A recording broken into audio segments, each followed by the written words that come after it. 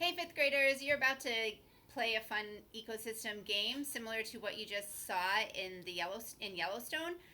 In order to play this game, you're going to think like a deer. So remember what you learned about in third grade, that animals, when an environment changes, they can do one of three things. They can move to a new location, they can adapt to the location that they're in, or they die. So in this situation, think about a deer and what a deer would do as your environment changes. You're going to have some different environmental changes that can impact your deer population, and we're going to track the deer population on the sheet that's in your journal.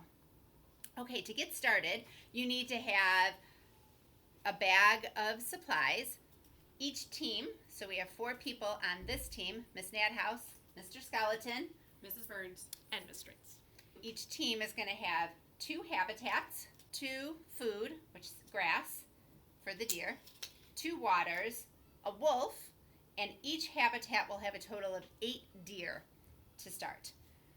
Somebody on your team is going to have to scan the QR code that says Eco Game Spinner, and someone else will have to scan the QR code with their iPad that says the Environmental Spinner.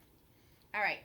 To get started, I'm going to go first, and I'm going to spin the Eco Game Spinner, and I have landed on lose food.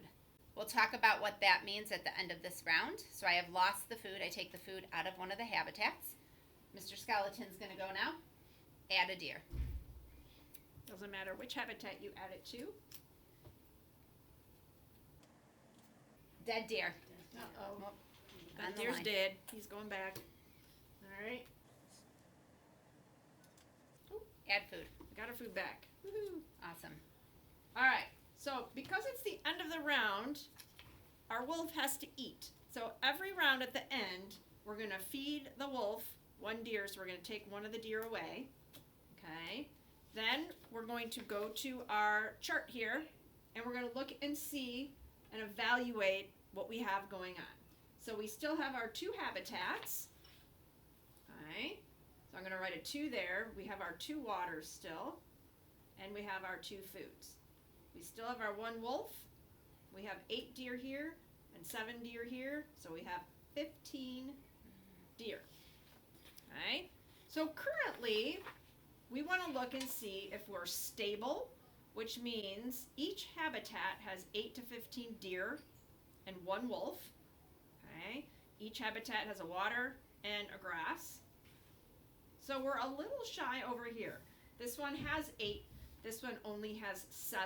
So we're just slightly underpopulated, okay? So to make it easy, you can just put a U here for underpopulated, and we're just on the border, so hopefully if we get more deer, we'll be moving back up into the stable area.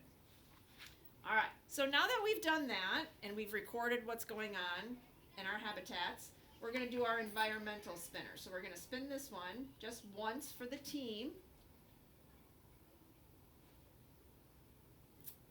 And we got a baby wolf. So we get to add a new wolf to our habitats. This means that at the end of this round, both wolves need to eat a deer in order to survive. So we've got to remember after the next round that we have to feed both of our wolves. Okay, so now we're ready to start round 2. We're going to do one more round just to make sure we understand. Ooh, we lost a water.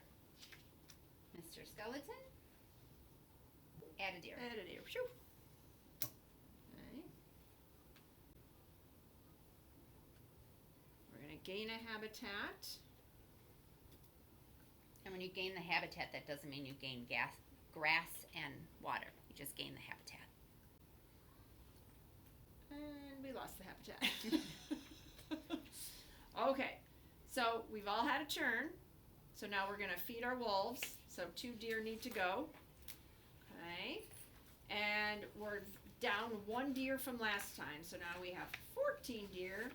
We have 2 wolves, 2 habitats, 1 water, and 2 grass. Now we're in kind of a dire situation here because we lost a water.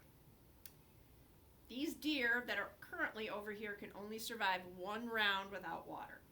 So what we'll need to do if we don't get water in this next round is all these deer will need to move over to this other habitat because this habitat is no longer able to support them. Okay? But it's possible we might get a water in the next round. So for the time being, they could stay here, or we could just move them over. It doesn't matter. Okay? But you got to make sure you do that. Same thing for grass. If you lose your food supply, okay, you can go 2 rounds before bad things happen. So if after 2 rounds we don't get food, then again those deer need to move, or half of them will die each round. Same with water.